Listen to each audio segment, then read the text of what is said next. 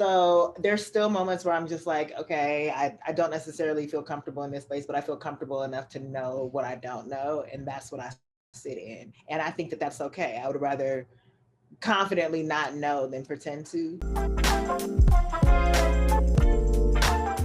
So, Issa, it's such a pleasure to have you, and I feel even, more connected to this interview, being that I live in sort of your old stomping grounds, which means I have been to Hilltop Cafe many, many times. Yes. And I have said this on IG, I've said this on this podcast, but I need to tell you personally, as a partner in this wonderful breakfast spot, yo, the banging breakfast sandwich with the chicken is a top five breakfast sandwich, and it's not five.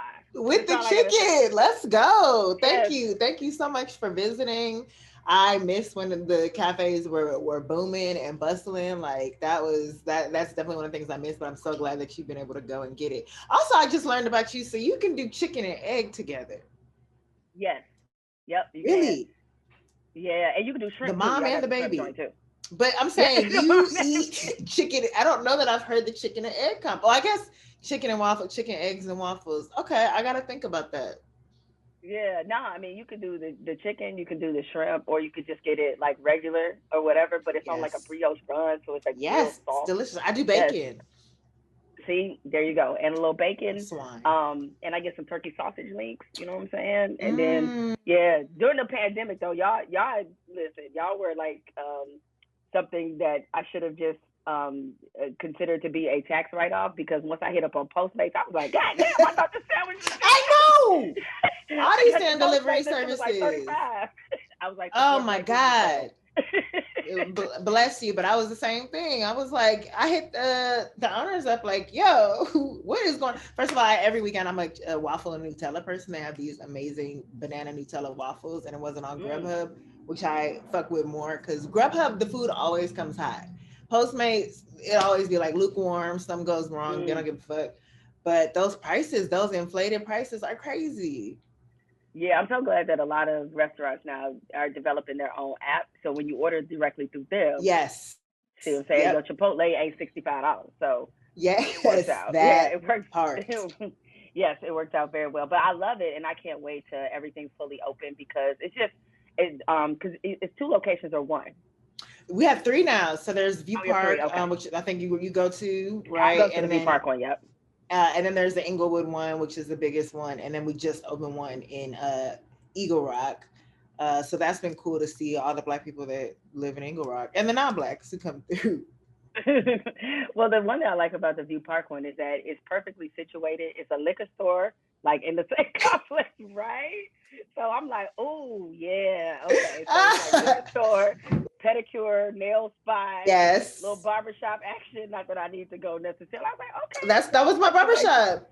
That was when I used to have a short little fade. I had a little talkative barber that I went there to. So it's definitely like a staple area. And the Sakshi Teriyaki on the corner, which is like a big staple of that area. oh, okay. All right. Because, I mean, that's the thing that kind of sucked.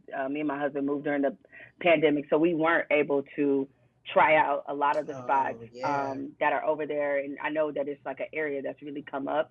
Or any of the spots that you often visit in Insecure. Because, like, now when I watch the show, it's with a totally different, kind of idea. Because we Oh. moved as the show was on. I was like, yo, I think I know where that Ethiopian spot is, but I can't go there.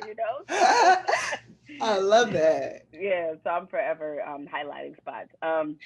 Well, your journey has been discussed and talked about. The hard thing about interviewing somebody like you is that the people have done some really fantastic interviews about you, so that makes it much harder for a person like me to try to dig to some shit you probably haven't told anybody. But I will start here. It's a question I ask a lot of guests on the podcast. Tell me about the first time you actually felt famous. Well, first of all, I appreciate you even, digging into other interviews. That's more than I can say for a lot of people. So I appreciate that. The first time I ever felt famous, uh, I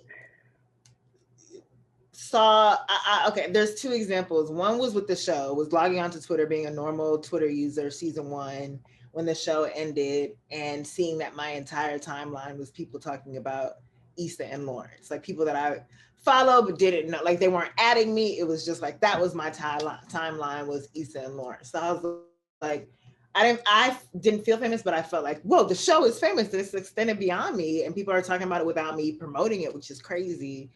And then the second time was once again logging onto Twitter and seeing a meme where it was like Gucci Mane and smiles like Issa Rae, or we look alike or some shit. And it was like 12,000 people had retweeted it. And I was like, oh shit, like 12,000 people know who I am. 12,000 people get this joke for it to be circulated like this. So I was like, I'm famous, I'm on. Well, I loved your speech that you gave at Essence Black Women in Hollywood a few years ago when you talked about the awkwardness of when you run into, very celebrated women that you have admired and looked at your whole life, and suddenly you're in a room with them. And I said this to Ava DuVernay when I had her on the podcast last year. I was like, I came from a sports space, and with all the shit that I went through with Trump, it suddenly vaulted me into a different space. So I suddenly found myself in a room with people like her and with people like you, and I could not have felt more weird, because I was like, I don't even know what should our conversation be like. I mean, you and I have been on a panel together. I was like, I don't really know what to talk about. Like, it's like, it's so awkward. So give me some advice. How did you kind of overcome that to have like normal conversations so that people don't think that, you're a complete dumbass? Because I feel like a lot of times, I mean, like, damn, people I don't have think I'm been there.